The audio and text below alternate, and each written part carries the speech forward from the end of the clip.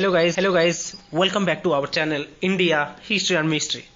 The land of diversity in culture is our India, the oldest and the modernest civilization with story of greatest empires, Guptas, Mughals, Maurya. इन सब के बारे में हम सभी जानते हैं, but recently south movie Ponniyin Selvan एक हिडन एम्पायर का रहस्य को सामने लेकर आया, जो कि काफ़ी दिनों से चर्चे में। तो गाइस, आज की इस वीडियो हमारा रहेगा वही the great empire Chola empire के बारे में, the mystery of Chola dynasty and from just Chola to empire Chola. Chola एक बहुत ही पुराना टाइम का एम्पायर था, जो कि सबसे लंबा सर्विस करने वाला डायनेस्टी में से एक है, और इसके बारे में, इनके जो शुरुआत जीवन के बारे में हमें सम्राट अशोक के रेफरेंस से कुछ डाटा मिल जाते हैं। तो गाइस, ये चोला एम्पायर 1000 साल तक सर्विस करने वाला ये चोला एम्पायर सबसे अर्ली चोला, जो कि 300 बीसी से लेके 200 एडी तक, और ये जो टाइम पीरियड था चोला एम्पायर का, उसको संगम एज बोला जाता है, जो कि तमिल लिटरेचर के लिए बहुत ही इम्पोर्टेंट टाइम था और सबसे सुंदर टाइम था। फिर उसके बाद आता है 200 एडी से लेकर 800 एडी तक का। इस बीच के बारे में, इस बीच में चोला एम्पायर को क्या हुआ था उसके साथ, ये किसी को नहीं पता और इसका कोई डाटा मिल नहीं रहा है। फिर आता है 880 एडी, मीन्स 848 एडी में विजयला, जो कि चोला एम्पायर का रीअरिजिनेशन किया, उन्होंने चोला एम्पायर को फाउंड किया।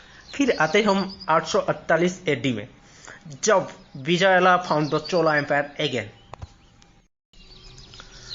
तो गाइस, पांड्या, पल्लव एंड चोले, इन तीनों में से पांड्या और पल्लव के बीच में हमेशा लड़ाई हुआ करता था, और फिर इसके बीच में चोले ने पल्लव का साथ दिया और पांड्या को हरा दिया।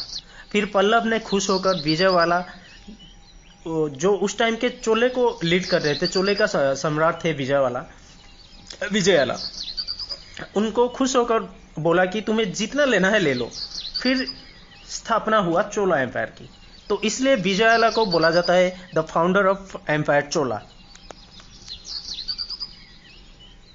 फिर उसके बाद चोला एम्पायर में आए आदित्य वन, फिर उनके बाद आए the most powerful Raja Raj Chola and Rajendra Chola. तो इन्होंने पूरे साउथ के साथ साथ साउथ ईस्ट एशियन को अपने कब्जे में ले लिया, और इसका पूरा श्रेय इसके जो नेवल फोर्स उनको दिया जाता है। इनके नेवल फोर्स में 70 रेजिमेंट्स थे, और आज का इंडियन नेवल एकेडमी इन्हीं के नाम से Rajaraja one the greatest empire Chola, जो कि 985 सी से 1014 सी तक उनका लाइफ स्पान था। इन्होंने नॉर्थ श्रीलंका तक चले गए। फिर उनके बाद आए उनका बेटा राजेंद्र वन, जो कि 1014 से लेके 1044 सी तक उनका साम्राज्य रहा, उनका आधिपत्य रहा, जो कि पूरा श्रीलंका के साथ साथ मालदीव और लक्षद्वीप, बांग्लादेश, ये सबको जीत लिया। फिर उनको एक उपाधि दिया गया था, गंगई कोंडा चोला माना जाता था, क्योंकि वो गंगा पार करके बांग्ला का राजा को हरा के वहाँ पे अपना आधिपत्य विस्तार कर लिया था। फिर उसके बाद आते हैं ऐसे कई सारे सम्राट आए चोला एम्पायर में। फिर राजेंद्र थ्री, जो कि चोला एम्पायर का लास्ट किंग माना जाता है। तो गाइस, बाकी चोला एम्पायर एक ग्रेटेस्ट एम्पायर था, जो कि ट्रेड रिलेशनशिप विस्तार कर लिया था चाइना के साथ, मलेशिया, कंबोडिया एंड इंडोनेशिया के साथ। इनके रूल को the civilisation of golden age कहा जाता है, और ये लोग नॉर्मली शिव भक्त थे। इन्होंने शिव भगवान का बहुत सारे मंदिर निर्माण किया है, और नटराज स्टैचू, जो भगवान शिव का नटराज स्टैचू, इन्हीं के टाइम पे वो पाया गया था। किंग राजेंद्र वन, जो कि गंगईकुंड चोलापुरम को चोला साम्राज्य का एक नया कैपिटल बनाया था, जो 250 साल तक चोला एम्पायर का कैपिटल रहा। फिर इनका जो एडमिनिस्ट्रेशन था, वो वाकई बहुत ही सुंदर एडमिनिस्ट्रेशन था। ये डेमोक्रेसी था उनका रूल डेमोक्रेसी रूल चल रहा था उस टाइम पे, और वो अपने एडमिनिस्ट्रेशन को 3 हिस्सों में डिवाइड किया था। सबसे ऊपर था मंडलम जो कि 9 प्रोविंस थे, उसके नीचे था नाडु मीन्स डिस्ट्रिक्ट जो ऑटोनोमस असेंबली उसका लीड करते थे, और सबसे नीचे लेवल में था विलेजेस। ठीक है, और ये लोग उस टाइम पे पाम लीव्स यूज करते थे रिकॉर्ड मैनेजमेंट के लिए, जैसे कि लैंड और इंटेलिजेंस रिपोर्ट को रखने के लिए। जैसे कि सबसे पहले विजयवाला पल्लव का हेल्प करके पांड्यन को हरा के अपना चोला साम्राज्य का स्थापना की थी। ऐसे राजेंद्र III जो लास्ट चोला किंग, उनको पांड्यन ने फिर से हरा दिया और वहीं खत्म हो गया चोला साम्राज्य। फिर वो पांड्यन को हराया, अलाउद्दीन खिलजी का जो सेनापति था उन्होंने हराया।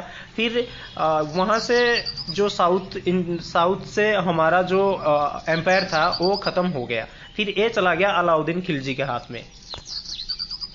एंड द लास्ट थिंग मैं बताने वाला हूँ कि चोला एम्पायर के टाइम पे बनाया हुआ बहुत सारे टेम्पल, जो जैसे कि Brihadeshwara temple, Gangaikonda temple and Airavateshwara temple, जो कि आज यूनेस्को वर्ल्ड हेरिटेज साइट में एक हिस्सा है।